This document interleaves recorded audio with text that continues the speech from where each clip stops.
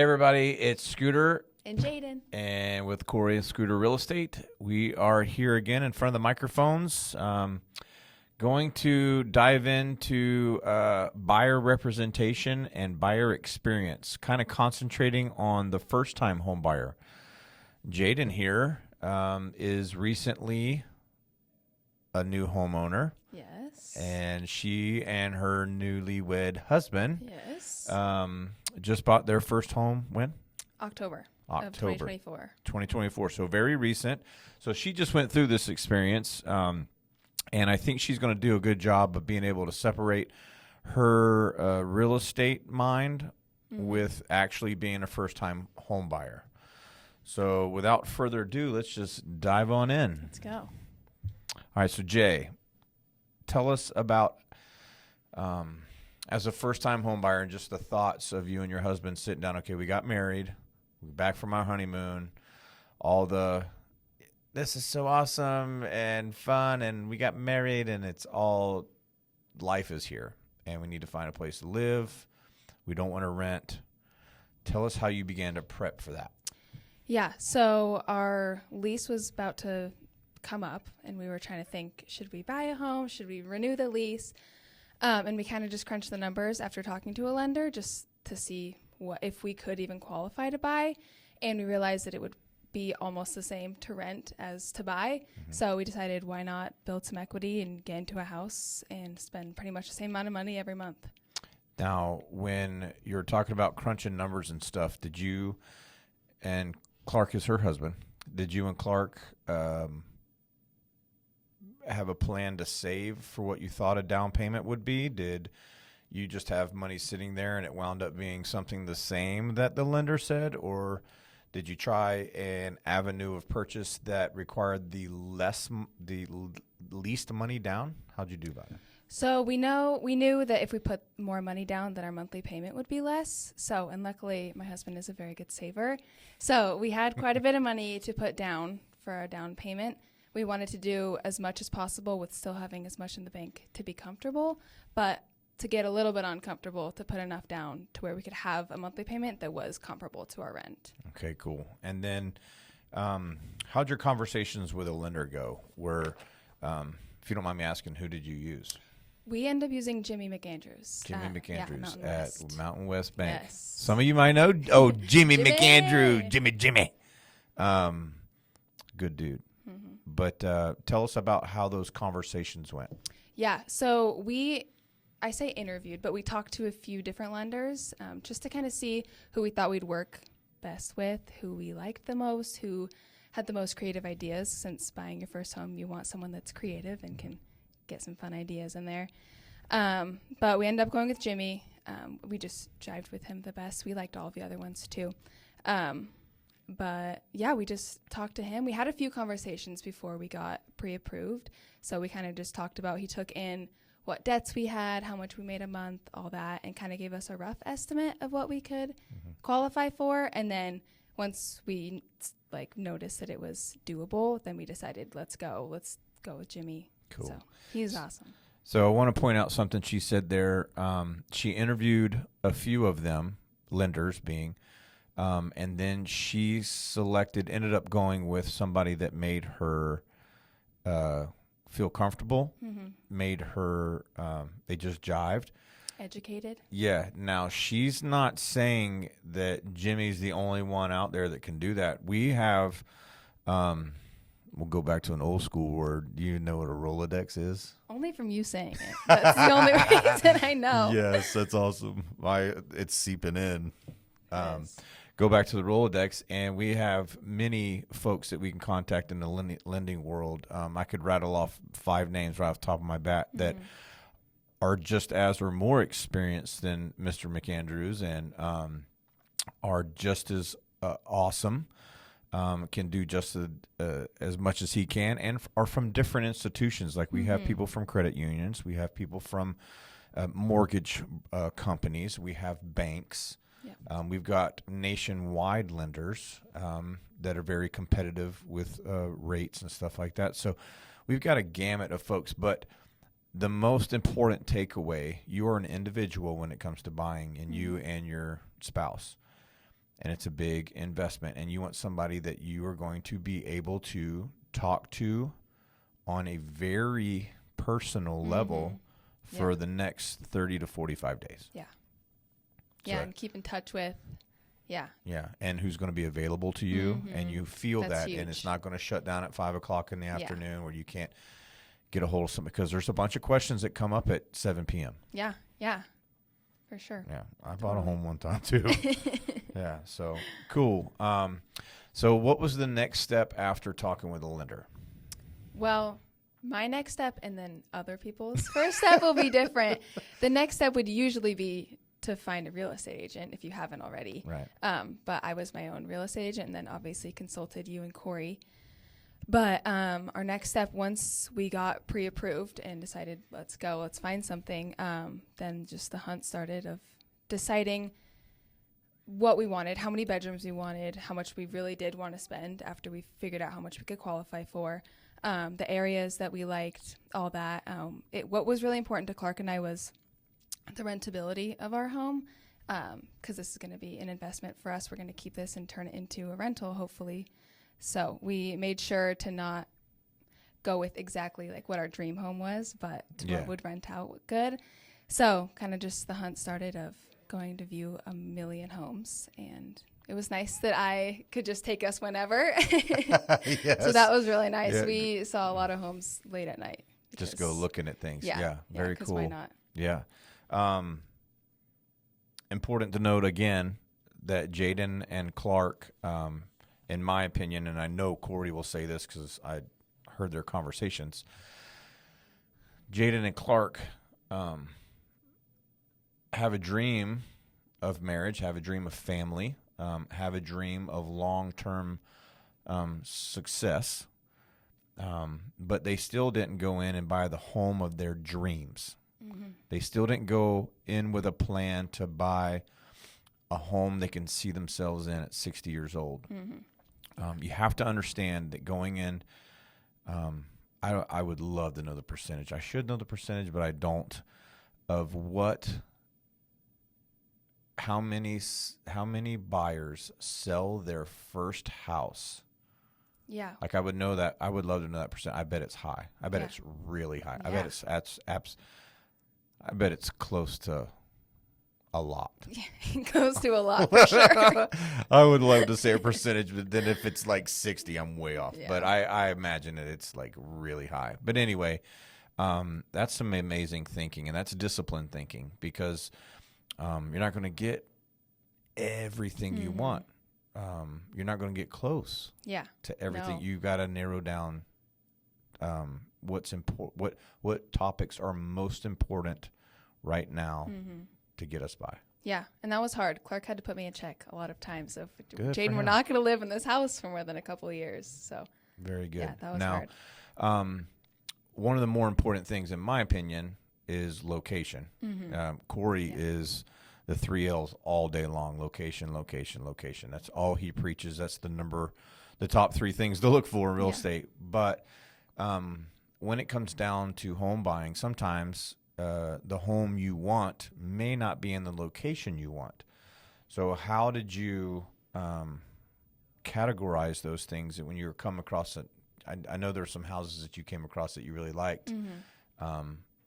Were they did they line up with the categories that you wanted to have right now?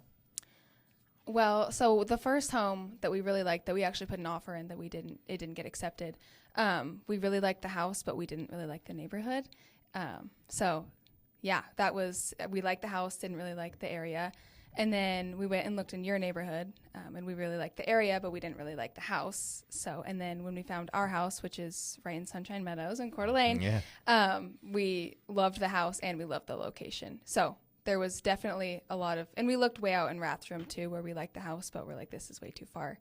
So definitely taking into accountability of what's close to our house, if there's schools, if it would be good to rent out to a family in the future.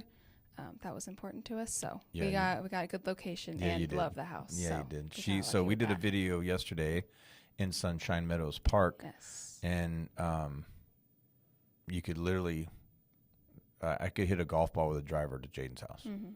So it was Very cool spot. Yeah. It's a good job. Yes. So tell us about the process after identifying the house. So That's the this the fun part. This is the fun part. So you put in an offer. That was hard. You have to decide what price you want to do, and that's when a real estate agent comes in to play, because they can help mentor you on what the best purchase price would be, how to make your offer look the most attractive. And me still learning. That was a great learning opportunity for me. So we sat down and we said, how much do we want this house? How much off of the purchase price do we want to put? How do we make our offer more attractive by putting the most down, not having contingencies, all that kind of stuff. So just sitting down, hammering out exactly how far we want to go with this house, and still trying to not get emotional of thinking, if this offer doesn't get accepted, are we going to go 10 grand higher, 5 grand higher, or are we going to be out? Are you prepared to walk? Yeah, exactly. You have to be prepared to walk. You have to, yes. You have to be prepared to walk, for sure. The emotions come after the inspection. Mm-hmm. Yeah. We'll get to that later. Yes. But when you were talking about had to plan on how much you wanted the house, and that helped you make a decision on how much you want to go after it, what kind of price. So you submitted an offer price-wise based on how bad you want the house. Yeah. So explain that a little bit. Like, what kind of feeling are we talking about there? Like so the house that you didn't get. So you just said that you put in an offer on a house and it didn't get accepted, and you followed immediately, but we didn't like something. So this house that you did get an offer accepted on, what's the difference in those two properties that made you want to full throttle on one and, all right, our offer didn't get accepted, we're not going to pursue that anymore?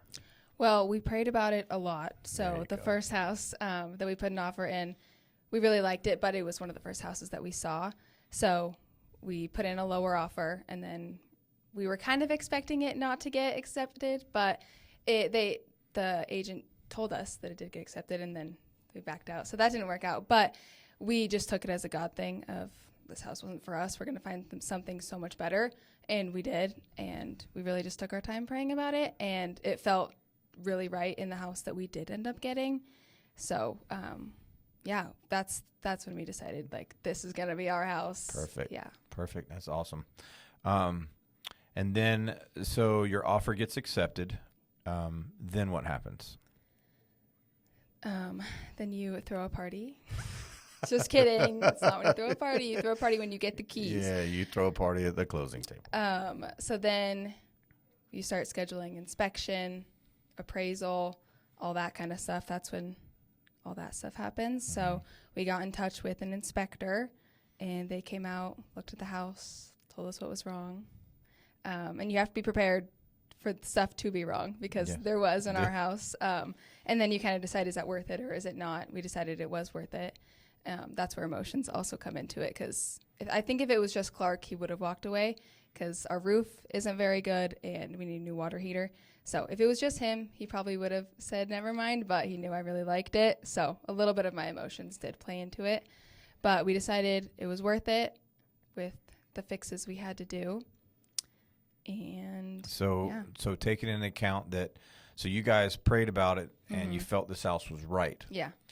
So what we see a lot of time as real estate agents is, during this time, people submit offers, they get accepted, they go into contract, and we prayed about it, we love this place, and the inspection comes back and it's not polite. Yeah. The inspection will sting almost all the time. Yeah. Something. Yeah. You don't take your car to the mechanic and it just, hey, nothing's wrong, thanks for coming in. Yeah. These folks are paid to find issues. So an inspector will find an issue, and it's not saying that he's making one up. Every house has something, unless it was built yesterday, which most of those have issues. Most of those have issues too.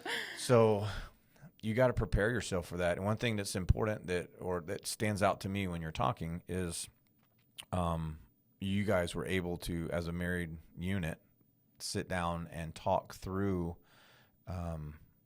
we really like this house, and these are things that we can have fixed in the next 2-3 years, or next couple months, depending on what you're able to do. So that's very important to know, in my opinion, that an inspection is going to reveal some things, and some of those things are amplified, and some of them need to be addressed quickly, which you can also get seller help from. Yeah. But I strongly recommend, do not let an inspection deter you from a house that you really like. It gives you an idea of what's ahead, unless the house is about to crumble. Yeah, exactly. Then we know what to do. Yeah. Cool. So you're past the inspection now, and the excitement's building up, right? Yeah. So, I mean, then it's kind of just a waiting game. Yeah. The appraisal has to happen from the bank. So is there a period of quiet? There is a long period of quiet, and Now, what does that do to you? It makes you panicked, especially this being a learning opportunity for me, and kind of the first buyer experience that I had being fully in it. I was panicked. I asked you guys all the time, is there something that I'm missing? Do I need to do anything? Because it was all on me. But yeah, there's a long waiting period that gets you a little panicked, where you're thinking, am I missing something? So if you've made it this far into this video, I want you to pay so close attention to this. You go from your relationship with a real estate agent. You go from spending probably every day communicating with them, whether that's in person, on the phone, by text, whatever it may be. You are communicating with these folks day in, day out for a minimum of 3 weeks. Yeah. I would say. And that's probably on the light side. We've talked to people for a year until they found the right house. So 2 to 3 weeks minimum, you're talking to this person every day. It feels like, okay, we find the house, we get into contract, we're talking negotiations, we're filling out paperwork, we're lining up inspectors, we're lining up appraisals, and then all of a sudden, nothing. Done. Yeah. And it's scary. Yeah. So as a real estate agent yourself, you're second guessing. I'm second guessing myself. Yeah. What am I supposed to be doing here? Am I missing something that I'm supposed to be doing for a client? Yeah. And as a buyer, I'm in the dark. Yeah. By myself. Am I going to be the reason why we can't get this house? Yeah. Is something going wrong behind the scenes? Yeah. So, that, like, you have to understand it. There is that period, but good agents will. Hey, how you doing? Keep in contact with you. How you doing? It's okay. And reassure breathe. you. Breathe. So, any hiccups, but in that dark period or coming up to getting lending done that you can share? I don't think. No. Jimmy did a good job. Yeah, Jimmy did a great job. Yeah. And we bothered him a lot, too, of, are we missing anything? And yeah, he did a really good job of working fast. There was one thing. The sellers were out of the country, so was the agent. So that was a little tricky, thinking like, oh, no, you can't reach them if something does go wrong. So that was a little scary. But, yeah, Jimmy really did a good job of keeping us in the loop and reassuring us when we texted him every day saying, here, do we need to do anything else? So that's good. I'm glad that you had that good communication with somebody. Yeah. And that's the moral of the story there, is to align yourself with somebody, both agent and lender, that is going to support you through this. Yeah. Because we're best friends for about 30 to 45 days during this process. And then again, we go on to other clients and other projects, but we stay, we stay in contact and we stay ready for you. But so that's very cool. And now you're Miss Real Estate Agent, and you have this keen sense of how it is. Yeah, it's fresh. And how it is. So cool. Thank you for sharing your story. Yes.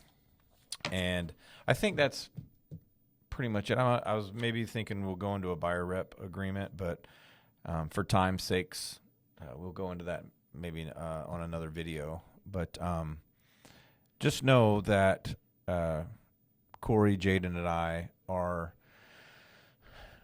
here for you. Like Jaiden said, they prayed. They sought God's wisdom on a purchase like that. And that's pretty much the foundation of our business, Corey and Scooter Real Estate. We are founded on the foundation of the Lord. The Lord is very present in all of our lives. So, yeah, just know that. And if you want somebody to pray, you want agents to pray with you, pray for you all the time, pray over your transactions, pray while you're hunting, because that's important. The Lord will provide you the wisdom on selecting a house. I'm not saying that he'll present you a house, but he will give you the wisdom, and he'll allow you to see different things. So that's very cool that you guys did that. But anyway, anything else fun and exciting to add? It's winter and raining outside and drab. Yeah. Everybody got fooled by that 2 weeks of fake spring.